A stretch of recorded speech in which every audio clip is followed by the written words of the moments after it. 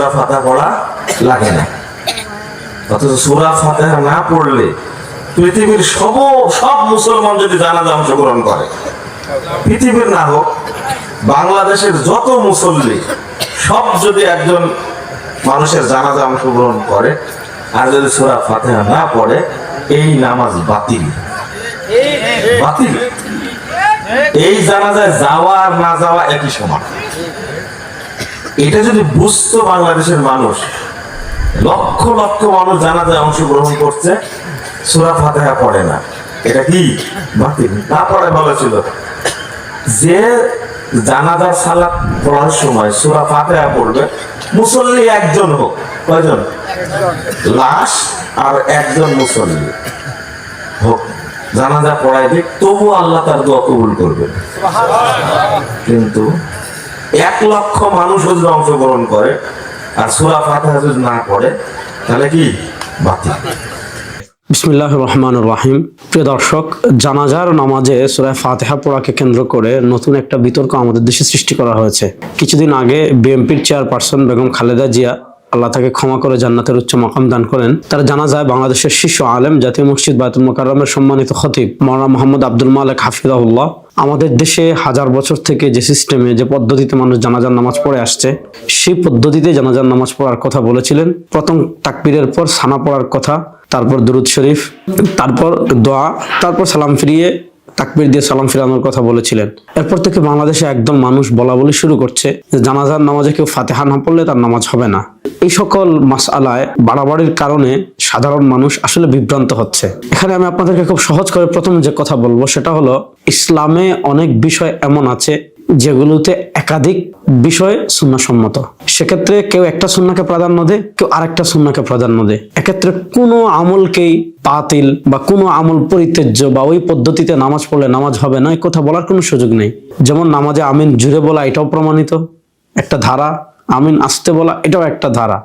এখানে আপনি আপনার ধারাকে প্রাধান্য দিতে পারেন দলিলের আলোকে, কিন্তু আপনি আমিন আস্তে বলছেন, এজন্য কেউ আমিন জুড়ে বললে তার নামাজ হবে না, অথবা আমিন আপনি জোরে বলছেন, যারা আস্তে বলছে তাদের নামাজ হবে না, এগুলা জাস্ট বাড়াবাড়ি। ঠিক তেমনি ভাবে হাত বাঁধা নিয়ে বিতর্ক আছে। আমরা নাভির নিচে হাত বাঁধাকে দলিলের আলোকে প্রাধান্য দিই, কেউ কেউ নাভির উপরে, ইদানিং কেউ কেউ বুকের উপর হাত বাঁধাকে প্রাধান্য দেন। কিন্তু এটাকে কেন্দ্র করে আপনি যদি আমরা বলি তাদের নামাজ হচ্ছে না, তারা যদি বলে আমাদের নামাজ হচ্ছে না, এগুলা জাস্ট শুধুই বাড়াবাড়ি আর কিছু না। তো জানাজার নামাজে সূরা ফাতিহা না পড়া, এটা সাহাবায়ে কেরাম, অসংখ্য সাহাবায়ে কেরামের আমল দ্বারা প্রমাণিত। কেউ যদি এই পদ্ধতিতে জানাজার নামাজ পড়ে, তার নামাজ অবশ্যই হয়ে যাবে। আবার কেউ যদি ফাতিহাও পড়ে, তার নামাজ হবে না, এই কথা আমরা জীবনে বলি না। কিন্তু আমাদের দেশে ইসলামের এ সকল শাখাগত মাসালায় বিভক্তি এবং প্রান্তিকতা এবং সাধারণ মানুষের ভিতর ফিতনা সৃষ্টি করে কখন? যখন আপনি এই দেশে এক সুন্নাহর উপর আমল হচ্ছে দীর্ঘদিন থেকে, এদেশের সাধারণ মানুষ এক ধারার উপর আমল করে আসছে, সেখানে এসে ভিন্ন একটা সুন্নাহ নিয়ে আসলেন এবং আগেরটা জাল, আগেরটা বাতিল, আগেরটা নামাজ হচ্ছে না, মানুষের তৈরি, এগুলো যখন বলেন তখন এগুলো সাধারণ মানুষের ভিতর ফিতনা এবং ফাসাদ তৈরি করে। সাহাবায়ে কেরাম রিদওয়ানুল্লাহি আলাইহিম আজমাইনের এক বিশাল সংখ্যক সাহাবায়ে কেরামের আমল আছে, তাওয়ারুস আছে, তাবেঈদের আমল আছে, তাওয়ারুস আছে, যে তারা কি করেছেন? সূরা ফাতিহা জানাজার নামাজে পড়েননি। যেমন আমি আপনাদেরকে সামনে কয়েকটা দলিল উপস্থাপন করি। মুসান্নাফ ইবনে আবি শায়বা, ইমাম আবু বকর ইবনে আবি শায়বা রাহিমাহুল্লাহর মুসান্নাফ 11494 নম্বর পৃষ্ঠায় বিশুদ্ধ সনদে হযরত আলী রাদিয়াল্লাহু তাআলা আনহুর আমল বর্ণনা করা হয়েছে। সেখানে এসেছে, হাদাসানা মুহাম্মদ ইবনে ফুদাইল আন আলা ইবনে আল-মুসাইয়িব আন আবিহি আন আলী আন্নাহু কানা ইযা সাল্লা আলা মাইয়িতিন, আলী রাদিয়াল্লাহু তাআলা আনহু যখন জানাজার নামাজ পড়তেন, প্রথমে হামদ পড়তেন, সানা ইয়াহমাদুল্লাহ ওয়া ইউসাল্লি আলা নবী, এরপর আল্লাহ রাসূল সাল্লাল্লাহু আলাইহি ওয়াসাল্লামের উপর দরুদ পড়তেন, সুম্মা ইয়াকুল, এরপর তিনি দোয়া পড়তেন, আল্লাহুম্মা গফির লি আহইয়াইনা ওয়া আমওয়াতিনা, এরপর তিনি দোয়া করতেন। অর্থাৎ তিনি প্রথম সানা পড়তেন, তারপর দরুদ পড়তেন, তারপর দোয়া পড়তেন। এই যে আলী রাদিয়াল্লাহু তাআলা আনহুর আমল, এই আমল বিশুদ্ধ সনদে মুসান্নাফ ইবনে আবি শায়বা বর্ণিত হয়েছে। এখন আপনি কি বলবেন যে আলী রাদিয়াল্লাহু তাআলা আনহুর নামাজ হয় নাই? আলী রাদিয়াল্লাহু তাআলা নামাজ হয় নাই যদি, তাহলে দুনিয়ার আর কার জানাজার নামাজ হবে বলেন আমাকে? সাহাবায়ে কেরাম রিদওয়ানুল্লাহি আলাইহিম সরাসরি রাসূলুল্লাহ সাল্লাল্লাহু আলাইহি ওয়াসাল্লাম থেকে নামাজ দেখে দেখে শিখেছেন, জানাজা দেখে দেখে শিখেছেন, হজ দেখে দেখে শিখেছেন। তাদেরই নামাজ যদি না হতো, 1400 বছর পর আপনি কোথা থেকে নামাজ পেয়েছেন? আপনার নামাজ কেমনে হবে? এবার আসেন হযরত আব্দুল্লাহ ইবনে ওমর রাদিয়াল্লাহু তাআলা আনহু, তার আমল ও মুসান্নাফ ইবনে আবি শায়বার 11522 নম্বর বর্ণনায় বিশুদ্ধ সনদে এসেছে। মালিক আন নাফি'আন আন আব্দুল্লাহ ইবনে ওমর কানা লা ইয়াকরাউ ফিস সালাতি আলাল জানাজা যে আব্দুল্লাহ বিন ওমর রাদিয়াল্লাহু তাআলা আনহু জানাজার নামাজে তিনি কি করতেন না? কোরআন পড়তেন না। অর্থাৎ তিনি জানাজার নামাজ কোরআন পড়তেন না। তাহলে সূরা ফাতিহা না পড়লে যদি জানাজার নামাজ না হয়, তাহলে এই যে এই হাদিসের আসার সনদ বিশুদ্ধ, আপনি কি বলবেন যে আব্দুল্লাহ বিন ওমর রাদিয়াল্লাহু তাআলা আনহু তারও জানাজা হয় নাই? একইভাবে হযরত আবু হুরায়রা রাদিয়াল্লাহু তাআলা আমল আছে, হযরত উবাদা ইবনে সামিত রাদিয়াল্লাহু তাআলা আমল আছে, সাহাবা ইকরাম রিদওয়ানুল্লাহি আলাইহিম আজমাইনের এক জামাতের আমল আছে যে তারা জানাজার নামাজে কি করেননি? সূরা ফাতিহা পড়েননি।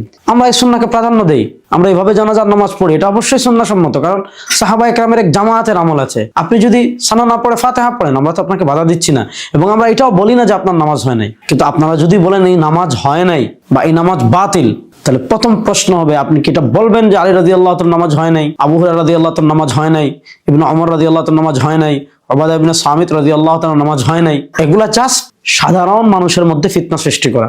এজন্য আমি সকলকে অনুরোধ করব, বিশেষ করে যে শাখাগত মাসালায় ইবতালুস সুন্নাহ বিস সুন্নাহ, কোন এলাকায় যদি একটা সুন্নাহ প্রচলন থাকে, সেখানে এক সুন্নাহকে বাতিল করে আরেকটা সুন্নাহ প্রতিষ্ঠা যদি আপনি করতে চান, তাহলে এগুলো সাধারণ মানুষের মধ্যে ইসলাম সম্পর্কে নেগেটিভ মেসেজ যায় এবং ইসলামের ব্যাপারে মানুষ খারাপ ধারণা পোষণ করে যে আপনি আপনার ওইটা আমল করেন, ফাতিহা পড়ার দলিল দেন, আমি না করছি না আপনাকে, কিন্তু দয়া করে কেউ যদি সানা পড়ে ফাতিহা না পড়ে, তার নামাজ হয় নাই, তার জানাজার নামাজ বাতিল, এ সকল ফতোয়াবাজি করে সমাজে বিভ্রান্তি তৈরি করবেন না। আর যদি মনে করেন যে আসলেই হচ্ছে না, তাহলে আসেন মুজাকারায় আসেন, মুজাকারা করতে চাইলে মুজাকারায় আসেন, মুনাজারা করতে চাইলে মুনাজারায় আসেন, বিতর্ক করতে চাইলে বিতর্কে আসেন।